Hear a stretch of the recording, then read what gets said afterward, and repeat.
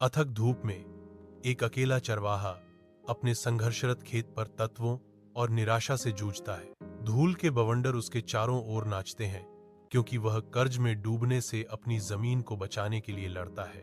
उसकी आंखों में दृढ़ संकल्प झिलमिलाता है। हवा द्वारा ले जाए गए शोकाकुल धुन के खिलाफ एक मौन वादा। बाघ के जंगल में खो गया, मैं भूख और जीवित रहने की मूलभूत प्रवृत्ति से प्रेरित होकर भटकता हूँ। जंगल का संगीत मुझे घेरे हुए है, चहचहाती चिड़िया, गाते झिंगुर और दूर से शेर की दहाड़।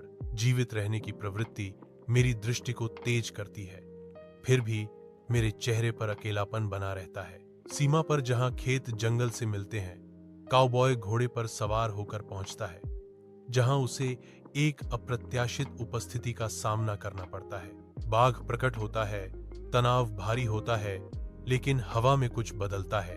काउबॉय घोड़े से उतरता है, बाघ की ओर एक अनिश्चित कदम बढ़ाता है। एक मौन समझ बनने लगती है। बाघ स्थिर रहता है, उनके बीच एक आपसी पहचान जागृत होती है। जंगल की रात में काउबॉय आग के पास अपना गिटार बजाता है, जबकि टाइगर ध्यान से सुनता है।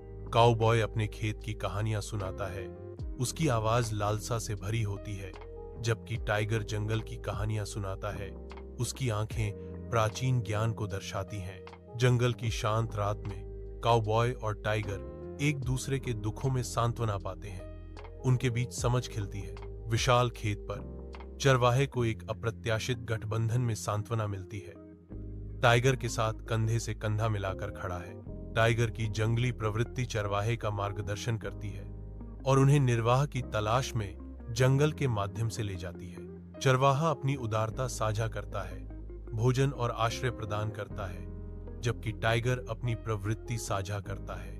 उनका बंधन हर गुजरते दिन के साथ मजबूत होता जाता है, जिससे एक अटूट दोस्ती बनती है जो सभी बाधाओं को पार करती है।